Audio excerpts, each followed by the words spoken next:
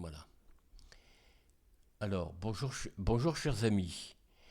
Chers amis, j'avais cru faire une vidéo à l'instant et non, finalement, je me suis trompé. J'ai pas déclenché le début. Je vous salue tous et toutes. Alors tout de suite, je vais dans le vif du sujet. Abonnez-vous, partagez cette vidéo, mettez un pouce et surtout activez la clochette, chers amis, surtout pour les nouveaux, mais même pour les anciens qui semblent ne pas forcément en tenir compte. Et surtout,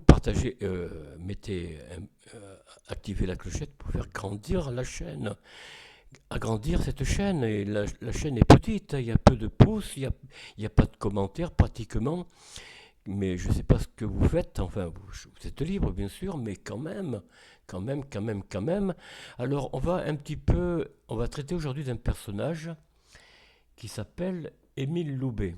Alors Émile Loubet, je vous donne rapidement son parcours. Alors, il est né le 12, si je ne me trompe pas, né le 30 décembre 1938 à Marsanne dans la Drôme et est mort donc le 20 décembre 1929 à Montélimar dans la Drôme, département donc qui chérissait, semble-t-il, l'homme d'État des habitants du pays des fromages. Alors, on va rapidement.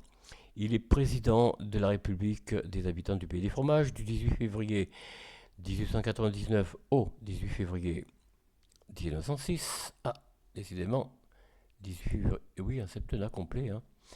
Alors, 7 ans donc, hein, élection 18 février 1899, président du Conseil, Charles Dupuis, Pierre Waldeck-Rousseau, auteur du syndicalisme vous voyez,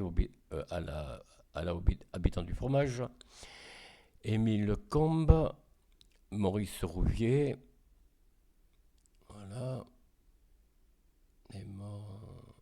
Justement, Émile Rouvier, c'est l'arrière-arrière grand-père, je crois, de l'actuel représentant du Rassemblement national à Marseille, justement, Paul Rouvier, je crois. Hein. Voilà, c'est son parent, semble-t-il. Il semble, hein. Il est mort à Neuilly-sur-Seine, Hauts-de-Seine, bien sûr, est un banquier, journaliste, etc., etc. Bon, alors, Maurice Rouvier, on l'a dit, prédécesseur Félix Faure, successeur, on en parlera plus tard, donc demain, Armand Fallières. Voilà, Armand Fallières. Alors, président du Sénat, 16 janvier 1896, 18 février 1899, 3 ans, 1 mois et 2 jours. Prédécesseur Paul Chalemel-Lacour, successeur Armand Fallières. Sénateur des habitants du pays des fromages, 25 janvier 1885, 18 février 1899, excusez-moi, 14 ans et 24 jours. Élection 25 janvier 1885, réélection 7 janvier 1894, circonscription la Drôme. Donc il était sénateur de la Drôme.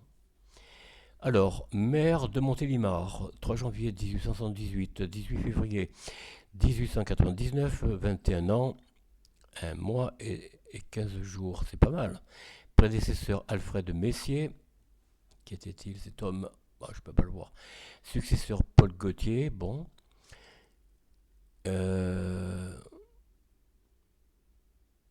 Ah oui, d'accord, il a été 2 fois maire, oui, c'est pour ça qu'ils ont compté la totalité des 21 ans et 15 jours, oui. Donc il a été réélu le 29 septembre 1870 au 8 août 1877, donc 6 ans, 10 mois et 10 jours. Prédécesseur Charles-François Juste, qu'est-ce que c'est que ça? Bon, enfin, voilà. Successeur Alfred de Messier, mais qu'est-ce que c'est que ça? Bah, puisque le prédécesseur est là, ah bah oui, d'accord, mais je comprends pas là. Il y a quelque chose. Alors il a été élu 2 fois, mais entre les deux, il y a eu un autre maire alors. Il y a eu un autre maire, oui, donc c'était François Justin Josserand, voilà. D'accord. Alors, ministre de l'Intérieur, 27 février 1892, 11 janvier 1893, 10 mois et 16 jours. Président Sadi Carnot, président du Conseil lui-même, Alfred Ribot. Gouvernement Loubet-Ribot, Prédécesseur Ernest Constant. D'accord. Et successeur Alexandre Ribot. Bon, là, oh, d'accord. Président du Conseil des ministres, donc l'équivalent du Premier ministre d'aujourd'hui, hein, de la Ve République. 27 février, 6 décembre 1892, 8 mois, 9 mois pardon, et 9 jours. Président Sadi Carnot, gouvernement Loubet. Législature, 5e, 3e, 5e, quoi?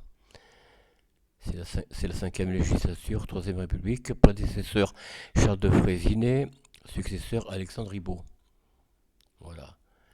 Ensuite, ministre des Travaux publics, 12 décembre 1887, 3 avril 1888, 3 mois et 22 jours. Président Sadi Carnot, président du Conseil Pierre Tirard.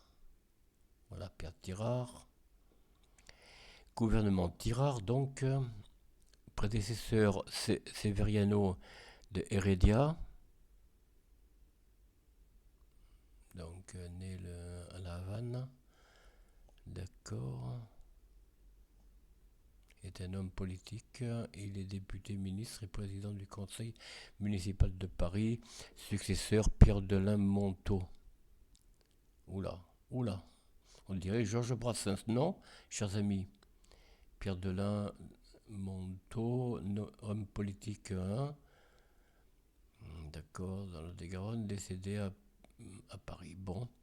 Député français, voilà, 9 mars 1876, 25 janvier 1885, 8 ans, 10 mois et 16 jours, élection, bon, etc. C'est, voilà. Alors, élection 20 février 1876, réélection 14 octobre 1877, 21 août 1881, circonscription la Drôme, législature première, deuxième et troisième circonscription de la Troisième République, sans doute, groupe politique Union républicaine. Biographie, bon, nom de naissance on l'a vu, date de naissance aussi, lieu de naissance on l'a vu, date de décès, lieu de décès, bon on l'a dit, sépulture, voilà on l'a dit, nationalité, ben ça vous l'avez compris, hein. Politique ARD, donc modéré, hein.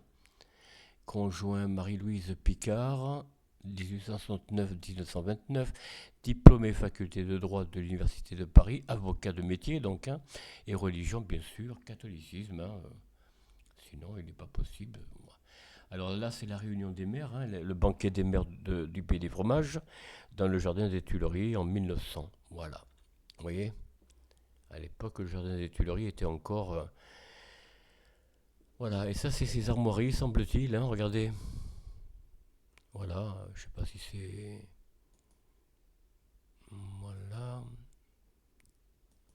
Ok, bon, on passe tout ça. Politique étrangère, bon, voilà, ça c'est Toulon. Voilà, regardez la flotte de Toulon au début du siècle précédent, en 1900 sans doute, hein. Voilà, ça c'est quoi ça? Carte postale pour la venue de Nicolas II en 1901. Nicolas II, il est où là? Ben voilà, c'est lui, son épouse, la tsarine. Ça, c'est sûrement le père de Nicolas II, je suppose. Et là, je sais pas où est Émile Loubet, c'est lui, non? Non, ça c'est Sadi Carnot apparemment. Puis là, je sais pas si c'est lui, Émile Loubet. Très joli, hein, très belle carte, on peut dire, hein.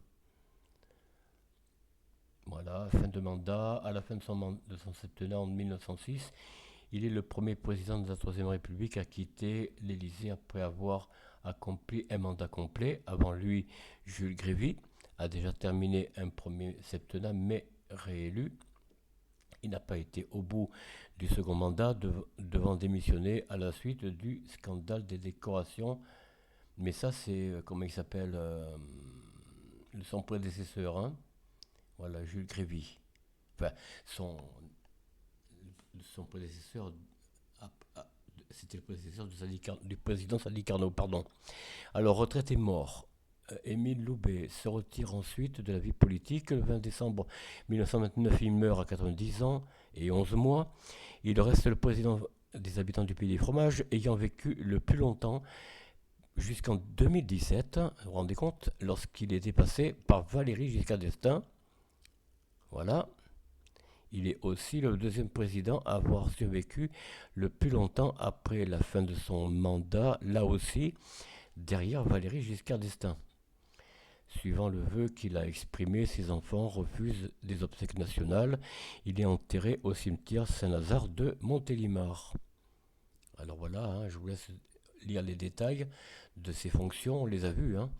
Décoration, vous voyez, il y en a de nombreuses. Hein. Hommage posthume.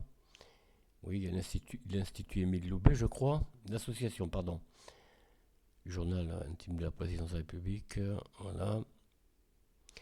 Bien, chers amis, j'espère que cette vidéo vous a plu. Si c'est le cas, vous savez ce qui vous reste à faire. Je ne vais pas me répéter parce que YouTube n'aime pas beaucoup. Alors, j'espère qu'on va revenir ici à l'accueil. Excusez-moi, je m'éternue parce qu'ici on n'a pas de soleil. Et vous savez, l'effet du soleil sur la peau et la lumière qui peut rentrer dans les appartements, les maisons, hein, a un effet de santé non négligeable. Et ça, croyez-moi, ceux qui travaillent sur la micro-ingénierie le savent très bien. Mais là, il a l'air de faire beau quand même. Mais le soleil tarde de se lever, curieusement. C'est vrai qu'on est en automne.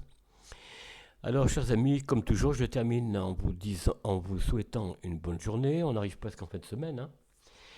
Soyez heureux avec vos amis, surtout en famille, mais avec vos amis aussi, vos collègues et camarades de travail. N'oubliez pas que la bonne entente, l'empathie et la concorde sont indispensables, même sur le lieu de travail et surtout dans votre foyer familial, bien sûr. Hein. Conjugale, familiale, avec vos amis aussi, parce que les amis, c'est la seconde famille, je ne le répéterai jamais assez. Sans amis, il vous manquera quelque chose qu'on appelle la Triforce. Hein, la Triforce, c'est la santé, bien sûr, mais la santé, c'est vaste, c'est pas que physique, bien sûr. C'est la santé physique aussi, mentale, psychologique, spirituelle pour les croyants. Mais aussi, c'est la santé financière, la santé familiale, la santé de ses amis. Quand on a alors la santé, la famille, les amis, ça c'est la triforce. Et puis j'oublie pas, mais enfin la santé financière, bon c'est inclus. Hein. La santé, un bon salaire, des bons revenus, ça va de soi, mais c'est dans la santé. Quand on parle de santé, ce n'est pas que physique. Quand on dit bonne année, vous savez, en début d'année, on dit bonne année, bonne santé. Chers amis, ce n'est pas uniquement pour faire plaisir. Oui, enfin bon, souvent on dit ça inconsciemment, mais dans la réalité même des choses, la santé, c'est vaste. C'est la santé physique, je vous l'ai dit, mais aussi financière, matérielle, sans laquelle la santé physique en prend un coup.